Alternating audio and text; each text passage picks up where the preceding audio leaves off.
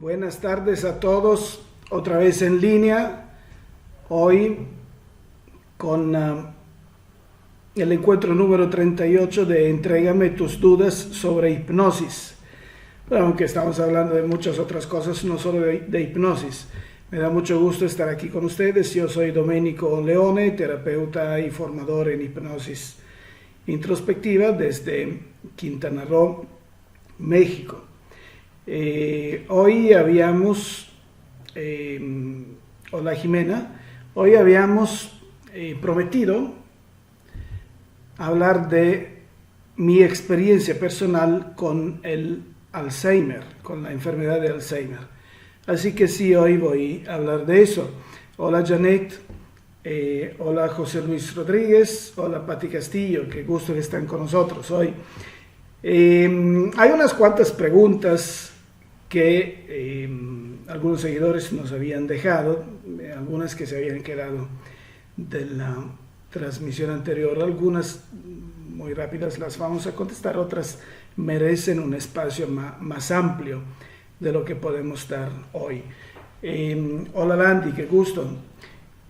Aprovecho la oportunidad para recordar que todavía estamos con el programa de terapias grupales en hipnosis con un descuento del 75% durante lo que queda del mes de agosto. Bueno, ya no hay más talleres el mes de agosto porque ya terminó. Y lo que es el mes de septiembre, todavía hay un 75% de descuento en las terapias grupales en hipnosis. Acérquense porque son muy interesantes, muy liberadoras. Prácticamente todos los que han hecho esas terapias grupales han tenido grandes resultados, aunque podemos decir que una terapia grupal no sustituye totalmente una terapia personalizada, pero en realidad resuelve fácil un 70% de esos problemas, así que realmente es muy importante. Y en este momento, como apoyo para las dificultades económicas que se están viviendo en toda América Latina y en varios otros países con esto de la pandemia, estamos continuando a mantener un descuento del 75%, una beca del 75%. Acérquense.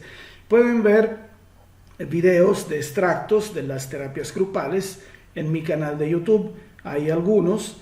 Mírenlos porque realmente son muy interesantes. En este momento los estamos haciendo por videoconferencia porque todavía no hay mucha facilidad de reunión de gentes y luego volveremos a tomar los talleres, o sea, las terapias grupales en presencia. Hola Janet Alejandra, ¿quieres comentarme acerca de tu experiencia? Adelante. Hola Claudia Ramírez. Cori Peña, en la transmisión anterior me estaba diciendo: saludos señor Leone, ojalá venga muy pronto por Los Ángeles. Pues sinceramente no sé por qué razón, Cori. Yo voy muy seguido a California, a Los Ángeles, normalmente voy 3-4 veces al año. Siento como una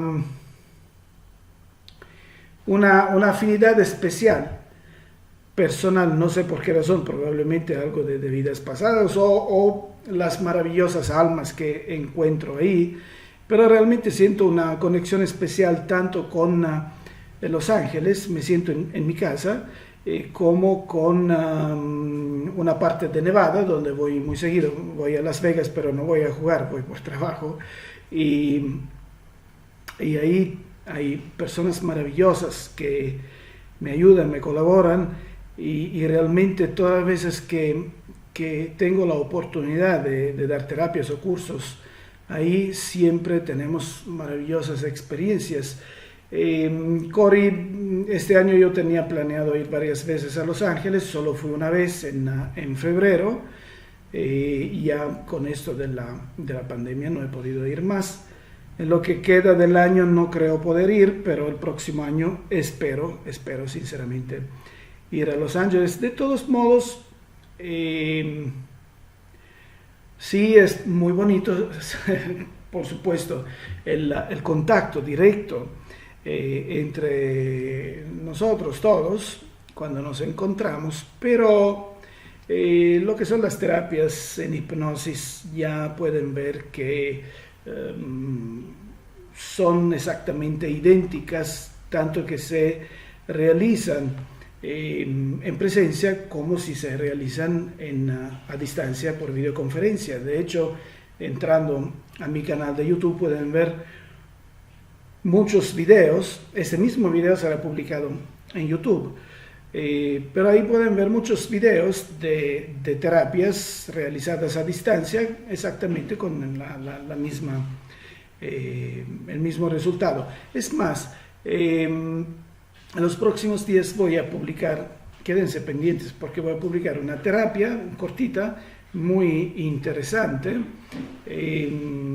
con una vida pasada interesante, donde el consultante o el paciente, como lo queramos llamar, bueno, para él fue su tercera sesión. Él había hecho una sesión en presencia en la Ciudad de México, se había encontrado muy bien, había decidido tratar otras cosas, pero ya la segunda sesión la tuvo que hacer por internet, se encontró muy bien, había un pedacito más que quería resolver de otras cosas, pidió una tercera sesión, estamos hablando en un lapso de tiempo de un año, entre las 3 sesiones, y dio el testimonio de cómo se ha sentido tanto en la terapia en presencia como en las terapias por internet.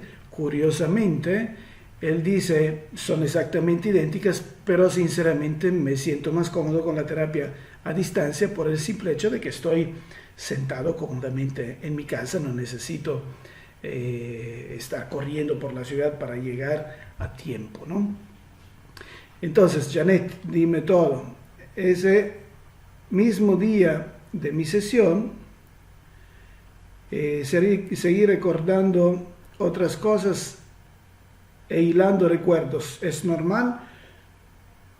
O sea, Janet, cuando tú tuviste tu terapia, terminada la sesión, seguiste recordando cosas y conectando recuerdos. Me pregunto si es normal. Por supuesto que es normal. Es normal porque somos seres que piensan, somos seres que sienten, somos seres que tenemos anclas que nos llaman recuerdos. Es decir, que cuántas veces, bueno, te hablo de experiencias personales, por ejemplo, yo ligo mucho los recuerdos a olores.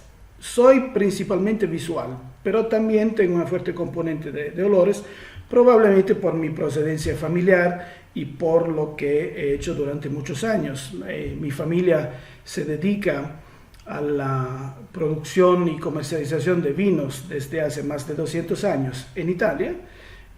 Yo también he trabajado mucho tiempo en el sector vinícola y puedes entender que cuando trabajamos con el vino, hay que tener tanto el paladar como el olfato muy, muy desarrollados. Y así que en lo personal tengo esta situación con mi olfato y mi paladar, y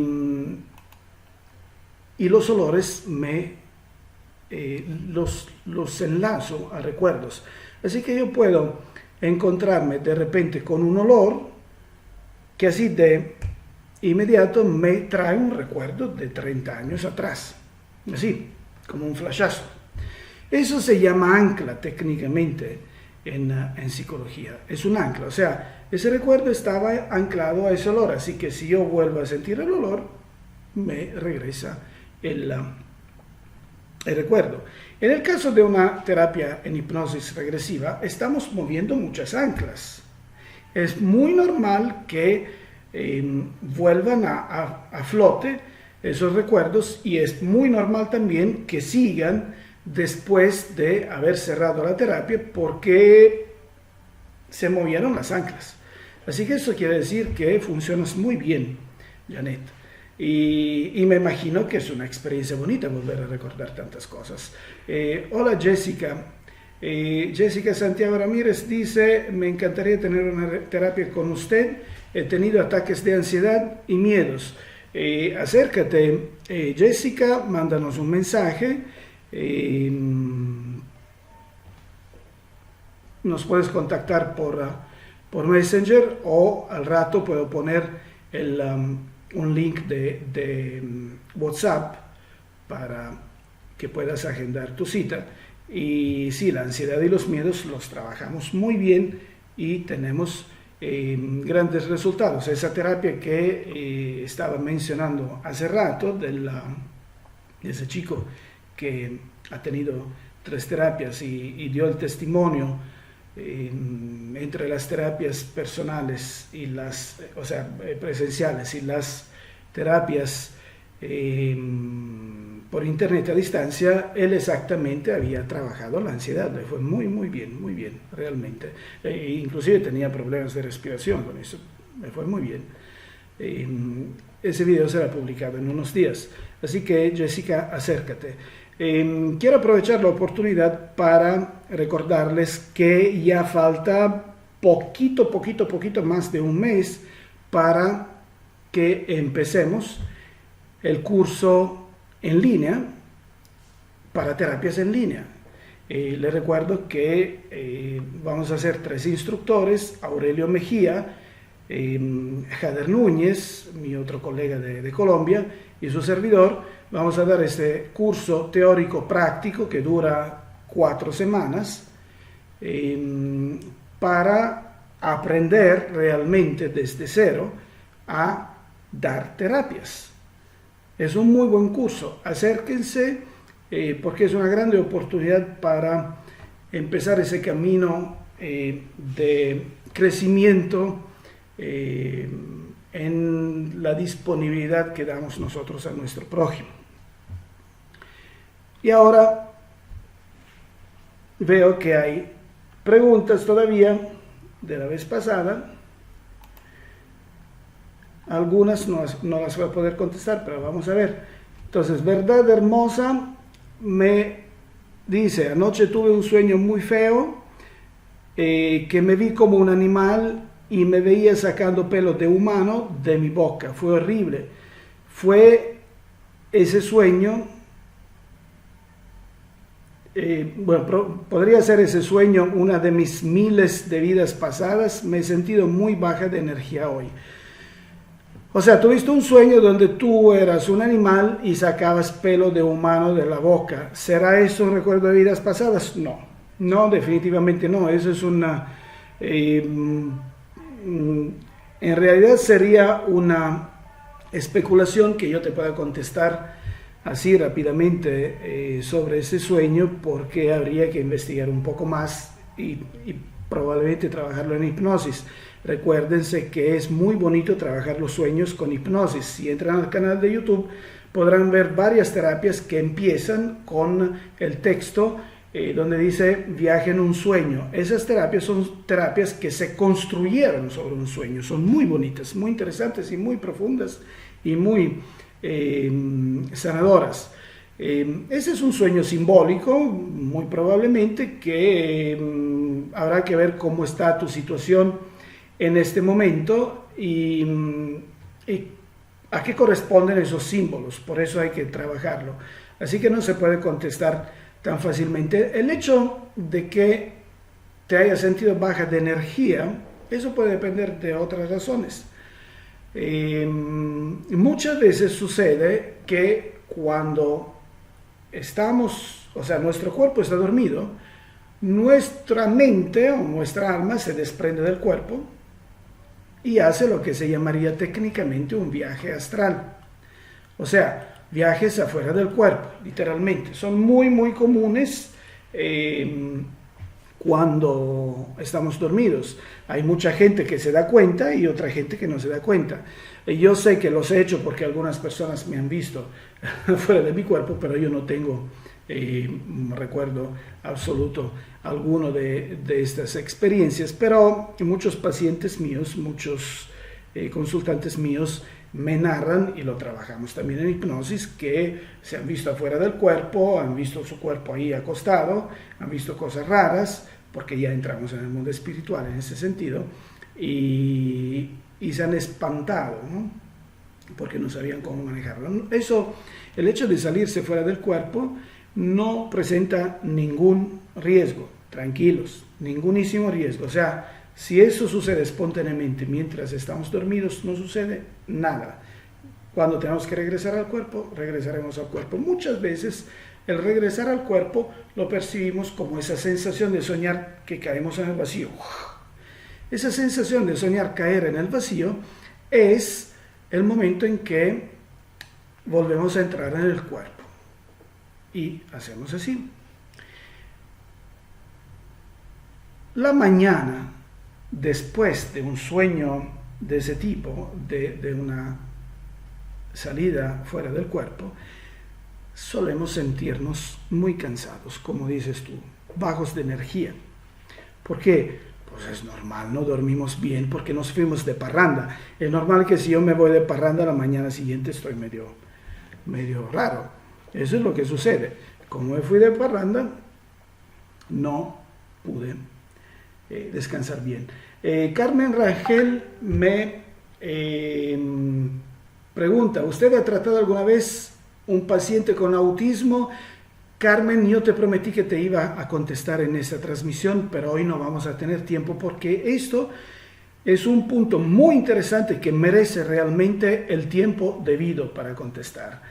Hay mucho que decir acerca de la situación del autismo asociada con la hipnosis. He tratado varias personas, he tenido varias experiencias, tanto de niños y tanto de adultos que habían sido diagnosticados así. Pero te prometo que le vamos a dedicar mayor espacio en el próximo programa, que fíjense, no va a ser la próxima semana. Ahora les explico por qué. María Azucena dice, buenas tardes, porque tengo muchas pesadillas y me despierto con el corazón acelerado y con mucho miedo e incomodidad en el pecho. Hay muchas razones por eso, María Azucena. Sería cosa de ver en lo específico, analizarlo con una terapia. Dar una respuesta segura a qué puede deberse esto realmente es echar aire inútil, porque las pesadillas pueden depender de muchos factores, y también la sensación de opresión puede depender de muchos factores, de la ansiedad de lo que estamos viviendo durante el día, de los símbolos que creamos, o de cuestiones espirituales, o de muchas cosas. Así que no es oportuno que yo en este momento te dé una respuesta específica, porque esa podría influenciarte. Lo ideal sería analizarlo en una terapia. Leo Quiroz me pregunta, ¿esta terapia le puede servir a mi hijo de 6 años para concentrarse y poder aprender? Batalla mucho para saber leer y los números. Leo, no creo sea necesaria una terapia para tu hijo de 6 años para que se concentre en poder aprender. Cada niño tiene sus tiempos. El hecho de que batalla mucho con saber leer y con los números es más una pretensión de papá y mamá o de la maestra en querer que el niño tenga una velocidad de aprendizaje específica pero muy alta. Los niños son esponjas, pero tienen sus tiempos. Son todos muy inteligentes los niños, pero tienen sus tiempos. Intervenir con una terapia en hipnosis, si el niño tiene la maduridad necesaria para poderse enfrentar con una terapia en hipnosis, podría tenerla, pero yo desaconsejo que la haga por esa razón. Mejor esperar todavía un tiempo. Y observar al niño, entender cuáles son sus facultades, cuáles son las cosas que lo atraen más.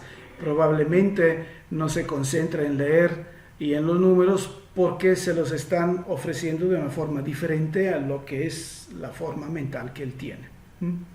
O sea, es un error de método, no de la cabeza del niño. Hola María Magallanes, qué gusto verte por aquí. Brisa, saludos. Marisela Jacobo, buenas tardes. Manesan, qué gusto que estás aquí. Hola Mónica, cariño desde Las Vegas, como siempre. Carlos y Mónica. Mónica, acabo de mencionarlos sin mencionar su nombre con lo de Las Vegas.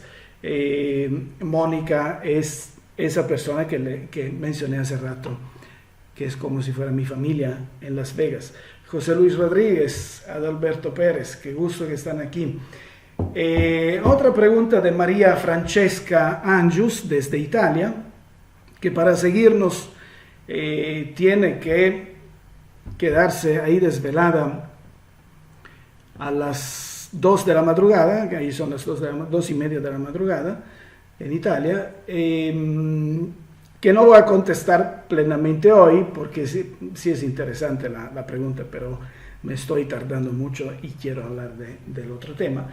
Me dice María Francesca: buongiorno signor Domenico, buenos días signor Domenico. Ha mai avuto necessità di fare sedute di ipnosi per se stesso? ¿Ha usted tenido necesidad de recibir una sesión de hipnosis para usted mismo? Un po' come succede allo psicologo che fa terapia a sua volta, un poco como le sucede al psicólogo que recibe terapias por su cuenta. Y otra pregunta: si può ricordare ciò che si vive in ipnosi? Grazie. ¿Se puede recordar lo que vivimos en hipnosis? Gracias. Esa es la pregunta de María Francesca. María Francesca, eso es muy interesante, pero voy a contestar la próxima vez. È molto interessante, però lo risponderò la prossima volta. Antes de empezar con el tema de que vamos a platicar hoy, mi experiencia con el Alzheimer, quiero informarles que la próxima semana y la otra no estoy seguro poder transmitir el programa Entrégame tus dudas sobre hipnosis porque voy a viajar a Italia, exactamente. Viajando a Italia tendré que ver cómo organizarme con la banda del internet y con los horarios. Consideren que tenemos 7 horas de diferencia. Así que si voy a decidir transmitir el programa, probablemente lo haré otro día, pero los informaré y lo haré a un horario más temprano para que no me quede a las 2 de la madrugada, ¿verdad? Transmitiendo desde Italia. Pero voy a hacer lo posible para que sí se transmita el programa Entrégame tus dudas. Ahora, hubo una pregunta: ¿se puede trabajar el Alzheimer con hipnosis? El Alzheimer con hipnosis en realidad no se puede trabajar porque presenta algunas dificultades. El Alzheimer es una condición neurológica de daño físico al cerebro. Es un poco compleja de explicar, no es este el momento de dar explicaciones técnicas de lo que sucede al cerebro, pero en realidad perdemos facultades mentales. Y cuando no tenemos facultades mentales se vuelve complicado tener una interacción terapéutica en una terapia en hipnosis. Así que directamente con una persona que está muy afectada por el Alzheimer, directamente no podemos tener una terapia, faltaría esa capacidad mental del paciente.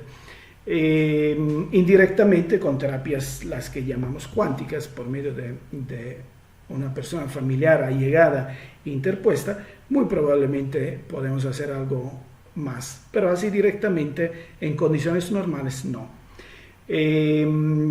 Pero esa pregunta me permitió hablar de mi experiencia personal. Hola Adalberto, me dices, no sé cómo expresar esta pregunta, espero me entiendas. ¿Se puede desligar la energía de un nombre que se ha puesto a niños de una familia en honor a abuelos o a padres? Sí, sí, la respuesta es sí. Es un poco complejo de contestar, Adalberto, pero sí, se puede. Ya me ha tocado hacer cosas de ese tipo y han resultado muy bien. No siempre es lo que uno piensa, pero sí se puede desligar la energía, si llamémosla así, la energía de un hombre. Bueno, regresando al tema del Alzheimer. Mi mamá tenía Alzheimer. ¿Cómo sucedió eso? ¿Cómo descubrimos esto? Ella tenía fuertes dolores a la rodilla derecha y quería ponerse una prótesis. El médico le había aconsejado ponerse una prótesis y ella quería ponerse esa prótesis, pero ya empezaba a decir cosas medio raras, mi mamá, a no conectar mucho los tiempos. O sea, una vez me preguntó, oye, ¿y tú estuviste presente en mi boda? ¿Cómo te sentiste en mi boda? Obviamente yo era su hijo, ¿cómo iba a estar en su boda? Que nací además muchos años después. Ellos se casaron en el 56, yo nací en el 69. Pero tenía esos momentos raros cuando decidió hacer esta cirugía de prótesis a la rodilla derecha. Mis familiares no querían, pero yo sostuve a mi mamá en la idea de ponerse la prótesis. Le hicieron la cirugía y ahí descubrimos que la anestesia, la ratio, la anestesia en la columna, disparó el problema mental. O sea, mi mamá, desde el momento de la cirugía, en el momento de la cirugía, despertando de la anestesia, había perdido el 80% de sus facultades mentales. Fue un golpe terrible para mí y para toda la familia. Para mí personalmente, porque me sentí tan amargamente culpable en ese momento de haber aconsejado y haber sostenido a mi mamá para que se pusiera esa prótesis. Ahí descubrimos que es un secreto a voces, no se dice, pero se sabe perfectamente, cuando hay problemas neuronales, la anestesia daña mucho el cerebro. Así que no hay que hacer cirugías con anestesia de raquio cuando una persona tiene ya problemas neuronales. Aunque no lo declaren, pero ya hay muchas asociaciones hoy de ciudadanos que hacen esta denuncia y su servidor es uno de ellos. Mi mamá perdió el 80% de facultades mentales en ese momento. Y yo me sentí muy culpable. Desde ese momento empecé a buscar, investigar, buscar fármacos para detener el deterioro mental de mi mamá.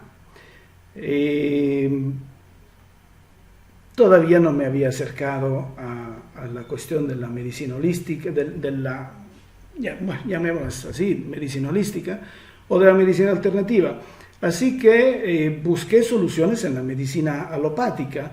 Y había fármacos que se estaban estudiando que podían hacer más lento el curso de la enfermedad, pero no existían fármacos que detenían la enfermedad. Hasta la fecha, hoy, 2020, y aquí estoy hablando, creo, del 2008, creo, algo así. Hasta la fecha no existen fármacos que puedan detener el Alzheimer. Solo existen fármacos experimentales todavía que lo pueden hacer más lento. Para los que viven esa experiencia en familia es algo atroz, terrible. Puedo entender todas las personas que están viviendo ese drama, porque la víctima del Alzheimer es una persona que normalmente es una persona muy inteligente, muy capaz, muy especial, y con esa enfermedad pierde toda su dignidad. Es terrible, terrible en una familia. Bueno, vivimos eso en la familia. Así que empecé a encontrar ese tipo de fármacos. Mi mamá estaba en Italia, yo ya estaba aquí en México, ya había venido a vivir aquí en México, se los mandaba y ahí se los aplicaba. Y sí, de hecho, el decurso de la enfermedad fue relativamente lento. Pero llegó un momento que ella vivía sola con mi papá, llegó un momento que no podían ya vivir juntos porque ella se volvió peligrosa. Y trató varias veces de aventarlo por la escalera, no lo reconocía, se espantaba con él. Y mi papá tenía 10 años más que mi mamá. Hoy mi papá todavía está vivo, va a cumplir 99 años. Entonces, aquí estamos hablando de algún año atrás. Así que tuvimos que tomar la difícil decisión de separarlos y de meter a mi mamá en una estructura especializada donde atienden enfermos de Alzheimer en Italia. Costosa, bonita, muy bonita. Pero ¿qué sucede en las estructuras especializadas para el Alzheimer? En todas. Sucede que el enfermo de Alzheimer es un número y es un cliente, y mientras más clientes tienen, mejor, y mientras más fácil sean de manejar, mejor. Así, con poco personal pueden manejar muchos enfermos. Así que, ¿qué es lo que hacen? Los vuelven vegetales. En la estructura para el Alzheimer, toda persona que entra máximo un año se vuelve vegetal. Eso lo descubrimos sobre nuestra piel. Fue triste, fue terrible. Por más bonita y hermosa que sea la estructura para el Alzheimer, nuestros seres queridos son transformados en vegetales porque son más fáciles de manejar. Y eso fue lo que sucedió a mi mamá.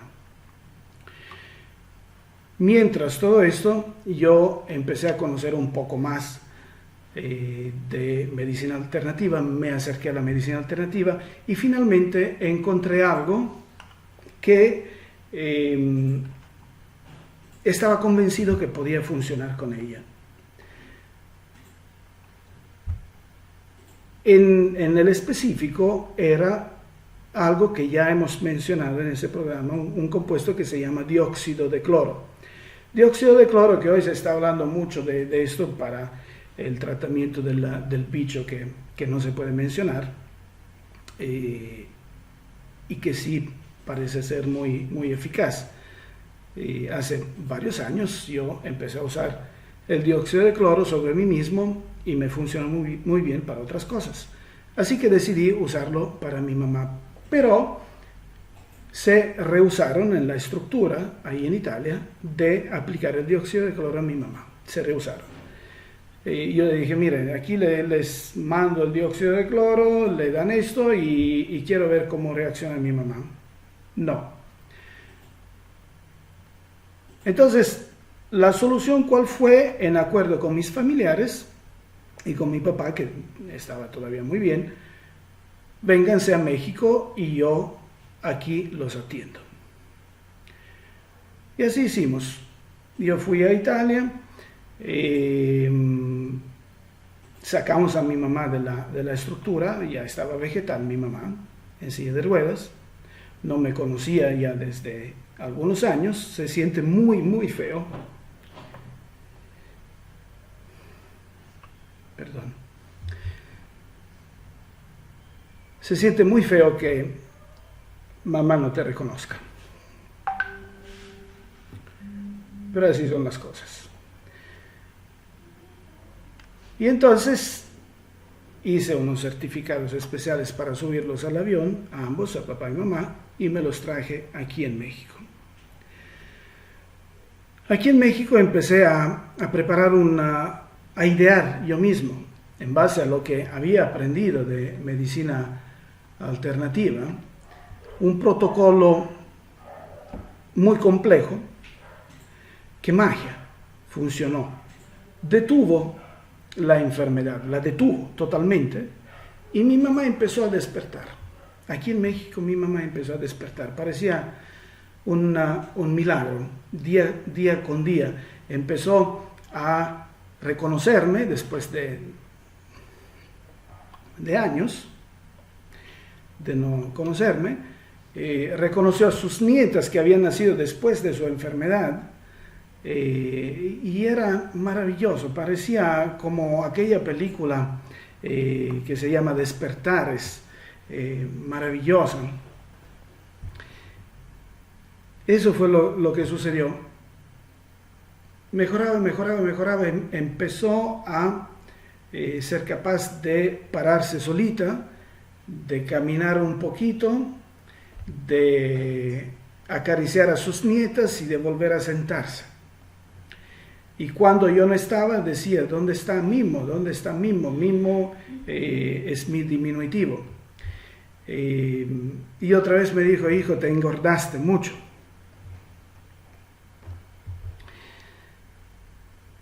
Parecía un milagro. Realmente se había detenido la enfermedad.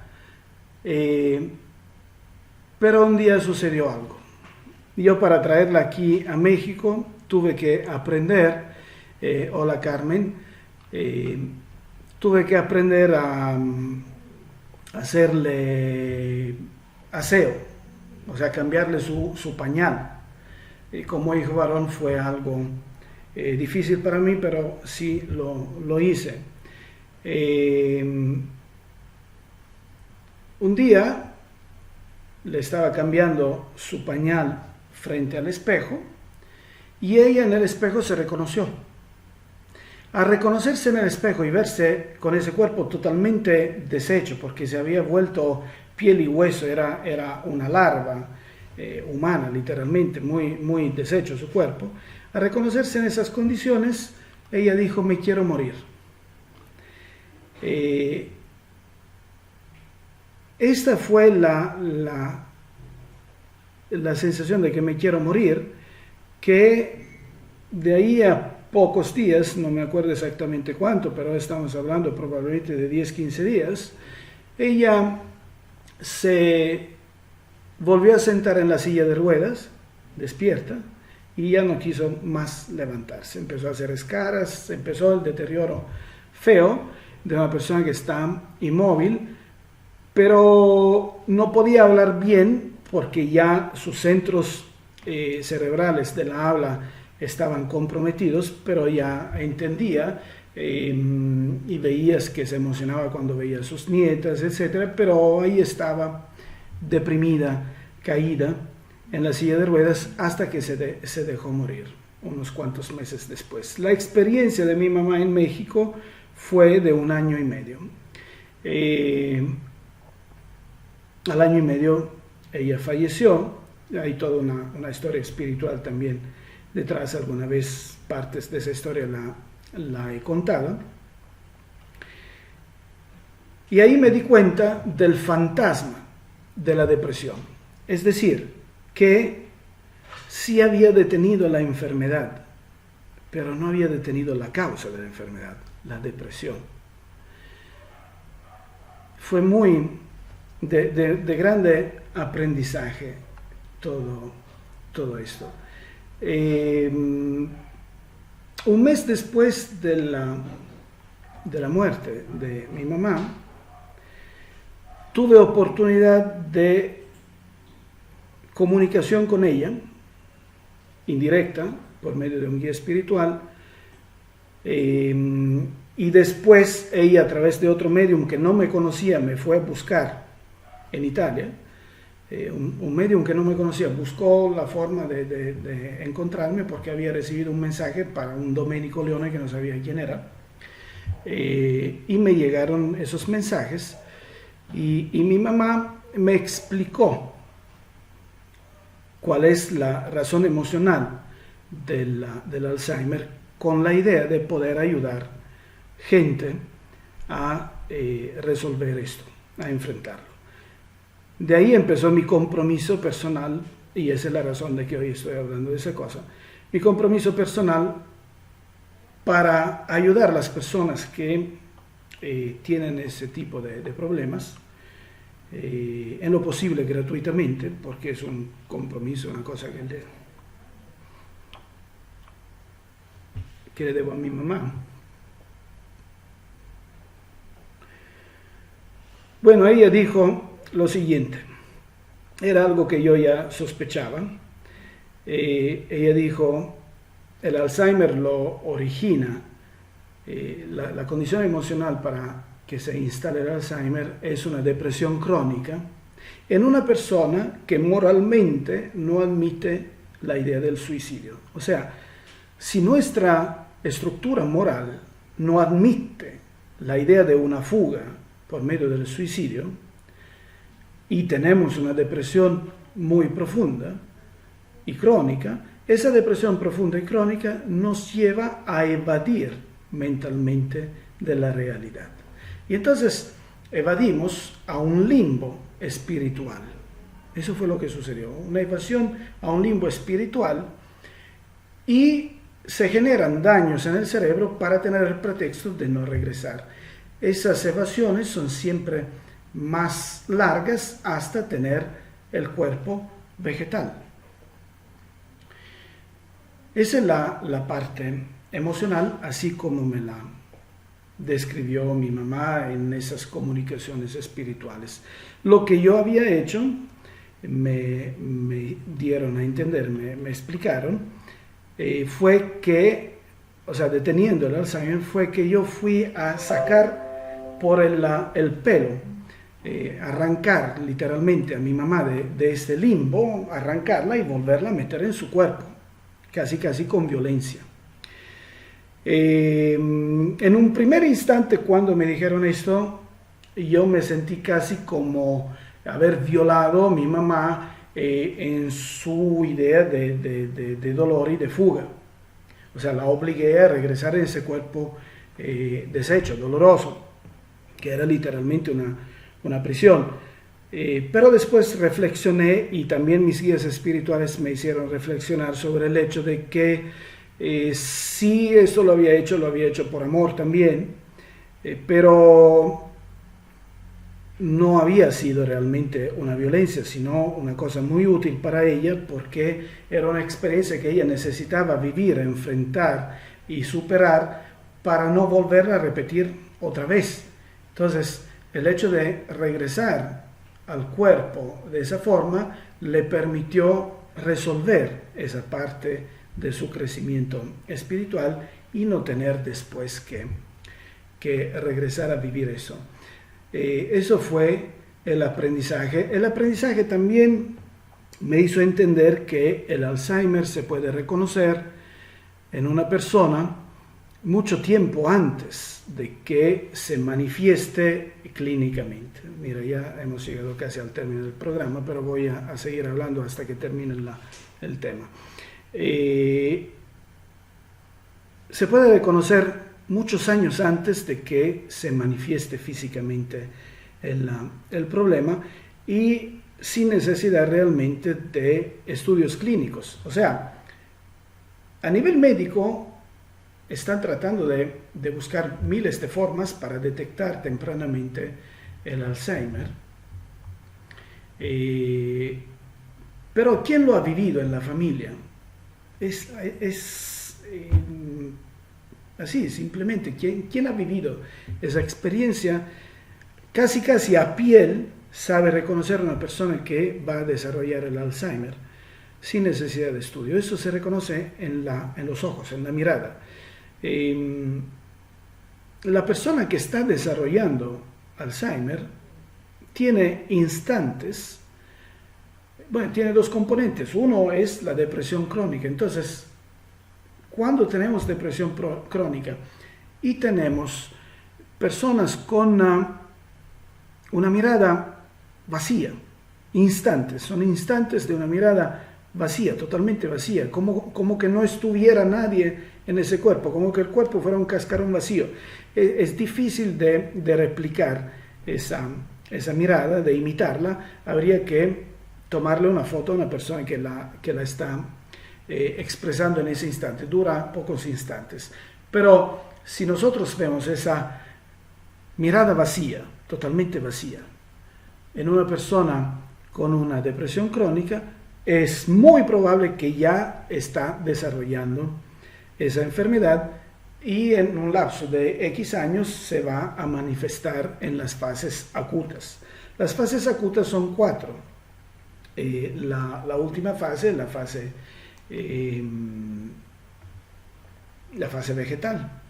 Normalmente la persona que tiene Alzheimer no muere directamente por eso, muere por ahogamiento. Es un poco fea la muerte, muere por ahogamiento porque ya desaprende a comer y se atraganta, luego se infectan los bronquios, se infectan los pulmones y así es como termina. Eso también fue lo que sucedió a mi mamá. Se puede resolver la enfermedad. Sería mucha responsabilidad de mi parte afirmar con certeza que se puede sanar el Alzheimer para todos. No poseo tal información plenamente, solo puedo hablar desde un punto de vista de la experiencia personal que he tenido con mi mamá y con algunas otras personas donde en parte hemos aplicado parte del mismo protocolo. Sí, pero digo, si eso ha funcionado para mi mamá y en buena parte también para otras personas, supongo que merece la pena investigar más, crear un programa de estudio y tratar de ver si eso funciona también para otras personas. En base a lo que en lo personal yo hice con mi mamá, si esto pudiera funcionar con otras personas, yo considero que con ese protocolo de medicina alternativa integral, ahorita vemos por qué integral, sí se puede regresar a la total normalidad si podemos intervenir con la persona en la fase pre-1, o sea, desde cuando la persona tiene esa mirada rara, hasta que se desarrolla la fase 1.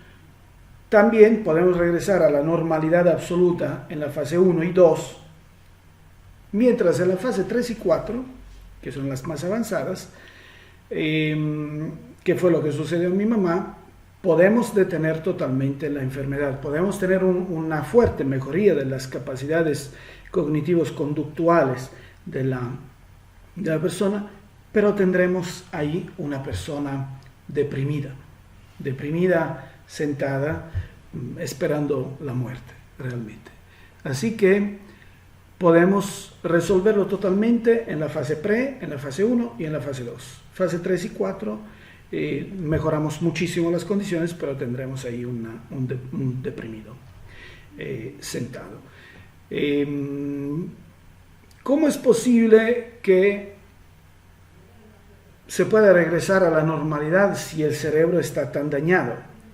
Es posible por una facultad natural que tiene el cerebro, que no se conoce muy bien, pero ha sido estudiado mucho, se llama neuroplasticidad. Es decir, que,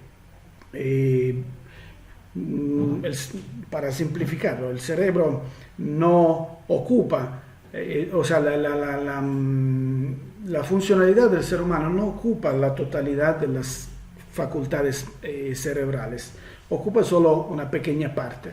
Así que si esa parte es dañada, será muy visible el daño a nivel mental, pero si logramos con algunas técnicas hacer un copia y pega de esa información de las partes dañadas a partes buenas, a pesar de tener el fuerte daño cerebral en esa parte dañada, tendremos una recuperación total de las facultades mentales o funcionales de la persona. Eso se llama neuroplasticidad, es muy conocida y es esa facultad que nos lleva contra los refertos médicos, o sea, contra el diagnóstico médico. Por ejemplo, una persona queda tetrapléjica y después de un accidente, el médico le dice: tú ya no vas a volver a caminar nunca jamás en tu vida, y luego vemos que con la fuerza de voluntad de esa persona no solo vuelve a caminar, sino hasta vuelve a hacer deporte. ¿Cuántas veces hemos visto esto? Esto se debe al mecanismo de neuroplasticidad. Hay un médico italiano que ha tenido muchos problemas, se llama Giuseppe Dore. Ese médico italiano era primario en una clínica de investigación del Alzheimer en la región de Cerdeña, en la isla de Cerdeña, en Italia. Y logró tener la recuperación total de muchos enfermos vegetales de Alzheimer, muchos, con el mecanismo de la neuroplasticidad. Él lo llama de otra forma. Él descubrió el mecanismo uno de los mecanismos para instalar ese mecanismo ese proceso de neuroplasticidad, o sea, para fomentarlo. Y eso fue por medio del instinto de conservación, del instinto de supervivencia. Entonces el doctor Dore lo que hizo fue algo atroz, pero logró su objetivo. Con la autorización de los parientes, él golpeaba a los viejitos. Los enfermeros los golpeaban, los arrastraban, los insultaban, les hacían de todo. Pero ¿qué es lo que sucede en este caso? Si yo tengo una persona vegetal frente a mí y le pego una cachetada, esa persona la primera vez no se mueve, no hace nada. Si le sigo pegando cachetadas, la persona empezará a mover los ojitos por reflejo, por defenderse. Y si le sigo faltando el respeto durante un mes, al mes o a los 2 meses, esa persona se levanta y me pega, me golpea para defenderse. Este es el instinto de supervivencia. Entonces él descubrió que el instinto de supervivencia instala el mecanismo de neuroplasticidad, y él logró sanar a esas personas. ¿Qué fue lo que sucedió? Se fue a la cárcel, obviamente. No recibió denuncias por parte de los familiares, sino que, como afuera de la clínica se escuchaban gritos, obviamente porque le golpeaban a los viejitos, los vecinos denunciaron, metieron cámaras, vieron los maltratos y lo metieron a la cárcel. Luego, un año después, lo liberaron porque los mismos enfermos recuperados fueron a atestiguar para liberarlo, pero ya lo sacaron del registro de los médicos, del patrón de médicos. Esa es la historia de Giuseppe Dore. Él nos enseña que sí se puede trabajar el Alzheimer con la neuroplasticidad, por supuesto. Obviamente no podemos levantar las manos sobre nuestros seres queridos, porque en mi caso personal yo amaba tanto a mi mamá y la sigo amando todavía, que mejor me hubiera cortado una mano antes de golpearla. Pero en parte sí usé ese método, no tan drástico, sino que la hacía enojar. Yo hacía enojar a mi mamá, la picaba para que se enojara, y cuando se enojaba bien, yo luego tenía fácil 20 minutos de poder dialogar con mi mamá. Era un milagro. Entonces sí fue muy útil esto. El protocolo, ya nos hemos pasado bastante de tiempo. El protocolo que yo usé con mi mamá fue un protocolo complejo que yo me estuve diseñando en ese momento, y bueno, en buena parte puedo decir que sí funcionó. Lo voy a explicar porque a lo mejor haya alguien que le pueda interesar y pueda ser una información muy útil para enfrentar esa experiencia. Es más, les pido de todo corazón el favor de compartir este video quedará tanto en Facebook como en YouTube. Les ruego que compartan este video, que tenga muchas visiones para que llegue esa información a personas que necesitan de esa información. Lo que yo hice fue, antes que todo, el primer medicamento alternativo real que se puede usar en este caso es el amor familiar, la unión familiar, la asistencia familiar. O sea, es necesario que personas familiares estén ahí con amor a ayudar a nuestro ser querido. Y luego usé el dióxido de cloro. ¿Cuál fue la función del dióxido de cloro? El dióxido de cloro es un fuerte oxidante,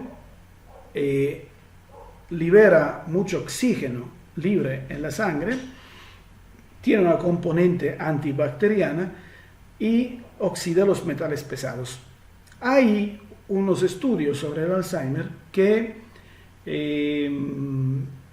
presuponen una cierta presencia de componente bacteriana antigua que puede originar esto, y de problemas de, ¿cómo se dice?, de acumulación de metales pesados en el órgano cerebral. Así que esa desoxidación,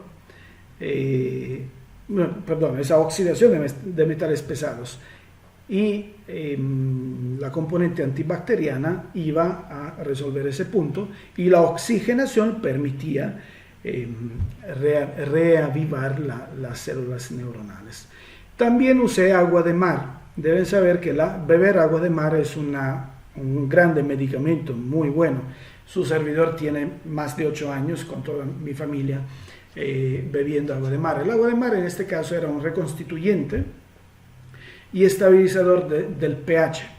Recordemos que en un pH estable ninguna enfermedad se puede desarrollar. Hola Eli Mendoza, bienvenida.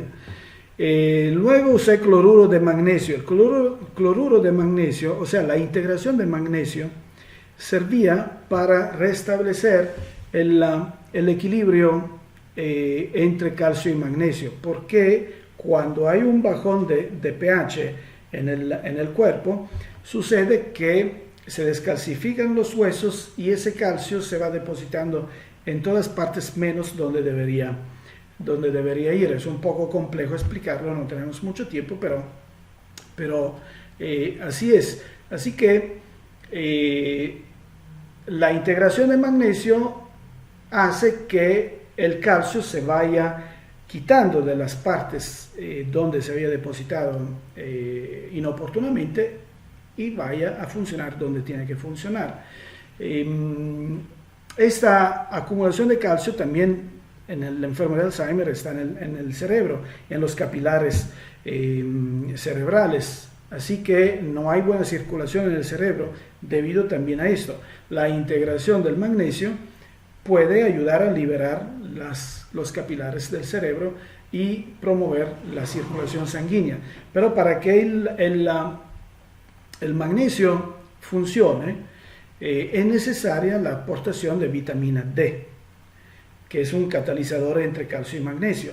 Así que yo necesitaba que mi mamá asumiera vitamina D, pero por experiencia se sabe que la vitamina D sintética no es muy asimilable por el cuerpo. La única vitamina D realmente asimilable por el cuerpo es la que la misma piel produce exponiéndola al sol. Así que yo exponía a mi mamá al sol, una media hora, una hora, la mañana, hacíamos ejercicio en la calle, de caminar. Le daba aceite de coco. El aceite de coco también se ha demostrado muy bueno, tanto para el Alzheimer como para muchos tipos de problemas neuronales, porque llega un momento que algunas neuronas se hacen insulino resistentes, o sea, no reciben nutrición de la glucosa presente en el cerebro porque le falta la llave para abrir la puerta, que es la insulina.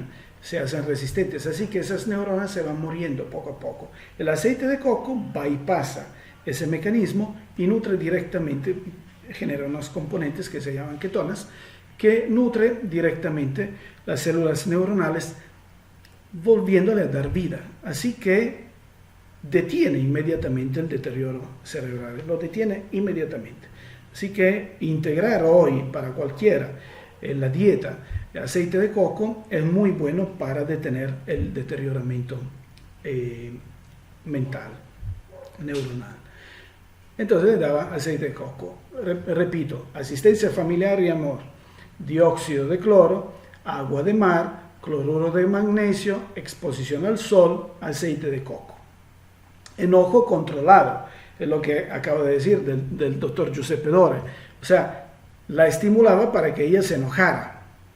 Cuando veía que había algún comportamiento mío que no le gustaba, yo aumentaba ese comportamiento para que ella se enojara. Al enojarse, ¿qué es lo que sucede? Aumenta el bombeo del corazón, aumenta el deseo de golpearme. Ese deseo de golpearme es el mismo deseo de instinto de supervivencia, así que instala ese mecanismo de copia y pega de la información del cerebro dañado al cerebro sano. Y les digo que cuando hacía enojar a mi mamá tenía fácil 20 minutos de poder dialogar con ella y era maravilloso. Hasta ahí llegaba lo del doctor Giuseppe Dore, porque yo no podía permitirme más que eso con mi mamá por cuestiones morales, obviamente. Ejercicio físico. El ejercicio físico que yo le hacía era un ejercicio físico con un ligero esfuerzo de un 10%. ¿Qué quiere decir? Cuando ya empezó a caminar, la hacía caminar hasta que se cansaba.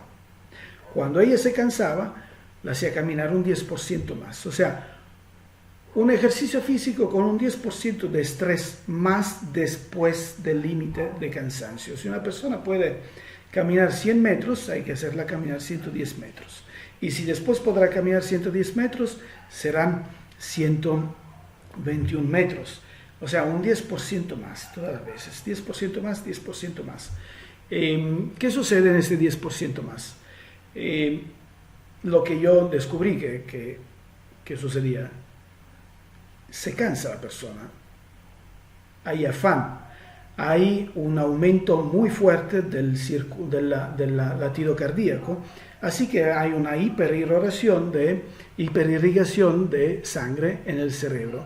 Esa hiperirrigación de sangre en el cerebro permite la oxigenación del cerebro, permite al dióxido de cloro limpiar todos esos metales pesados, permite tantas cosas y es siempre ese mismo mecanismo de neuroplasticidad. Así que igual, después de haber terminado ese ejercicio y lo hacía a la mañana bajo el sol, para que ella también tomara sol, yo tenía 20 minutos de poder hablar con mi mamá. Eran momentos maravillosos.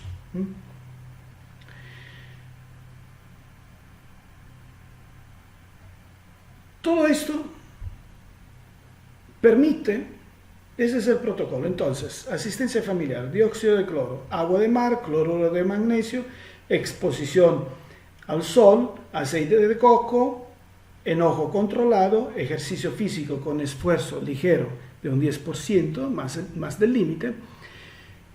Y esto permite a la persona volver a tener una buena recuperar una cierta condición psicoactitudinal y mejores condiciones cognitivos conductuales. Ahora, en base a esta experiencia puedo decir que si ese protocolo puede ser experimentado sobre otras personas, podemos tener una recuperación total del 100%, o sea, la normalidad absoluta, si aplicamos ese protocolo a las personas que están en la fase 1 y en la fase 2. Si lo aplicamos en la fase 3 y 4, tenemos mucho mejoramiento, pero no regreso a la normalidad. ¿Cuál es la diferencia? Siempre que apliquemos esto, nos encontraremos con una persona que tiene una depresión. O sea, arrancamos a nuestro ser querido de ese limbo espiritual y lo obligamos a estar en su cuerpo, pero es una persona que está deprimida, tiene una depresión crónica, hay que tratar la depresión crónica. Entonces, en mi caso yo esto lo trato con hipnosis. La hipnosis introspectiva es uno de los mejores métodos en absoluto para resolver rápidamente la cuestión de la depresión, pero se puede hacer solo a personas que pueden interactuar con el terapeuta. Entonces, si descubrimos que una persona está en las condiciones de acercarse al Alzheimer, o sea, en la fase pre, cuando tiene depresión crónica y esos momentos de evasión, ahí simplemente una terapia o unas terapias en hipnosis introspectiva o terapias psicológicas pueden resolver la depresión, y entonces si a esa persona no llega al Alzheimer, se cura. Si ya empieza la fase 1 y 2, el mejoramiento que la persona obtiene con el protocolo es tal que la persona puede interactuar ya con el terapeuta y entonces sanar la depresión y recuperarse 100%, fase 1 y 2. Mientras en la fase 3 y 4, el deterioro mental de apraxia y de afasia que tiene, o sea, de no saber coordinar bien los movimientos, porque ya esa parte del cerebro se ha dañado, y de no saber expresarse, dice una cosa queriendo decir otra, hace que sea difícil la interacción con el terapeuta, así que no se puede hacer una terapia en hipnosis y tendremos una persona deprimida. Podría intentarse con ese tipo de personas en fase 3 y 4 la terapia directa a través de una persona llegada, pero esa a veces funciona, a veces también y otras veces no. Así que lo seguro es que es muy probable que fase 1 y 2 se puede regresar a la normalidad. Si se detecta antes, se puede evitar que venga, y en fase 3 y 4 tenemos un bloqueo total de la enfermedad, un mejoramiento significativo, pero no tenemos el regreso a la normalidad a no ser que intervengamos indirectamente. Esa fue la experiencia personal. Me he pasado mucho del tiempo. Les pido de todo corazón que compartan este video, y si hay personas que les interesa profundizar un poco más ese tema, podemos verlo, se puede hacer una asociación, no sé. Yo creo que es información que vale la pena seguir investigando, porque podría ayudar mucha gente, y el objetivo espiritual que tuvo mi mamá para hacerme llegar esa información era exactamente esto, de poderla divulgar y hacer que otras personas y otras familias puedan encontrar la paz con esto. José Luis Rodríguez me dice, decirle gracias por todo esto es muy poco. La verdad que comentar algo tan personal y de la forma que usted lo hace, no hay palabras para agradecerlo. No, yo estoy muy agradecido con ustedes para dedicar tiempo a escucharlo y a divulgar todo eso. Adalberto dice, tengo un hermano que ha perdido la cordura por las drogas. Adalberto, también cuando hemos perdido la cordura por las drogas, el mecanismo de neuroplasticidad funciona, lo he visto funcionar. Podría servirle ese tratamiento que nos cuesta o que te cuesta probarlo. Muy probablemente sí. Jime Adame dice, muchas gracias señor Domenico Leone, voy a compartir el video y a tratar de hacer lo que dijo con mi hermana, que es especial. Gracias, Jimena. Les mando muchas bendiciones y tengo que despedirme porque ya nos hemos pasado mucho de tiempo. Por favor, compartan ese video. Hasta luego.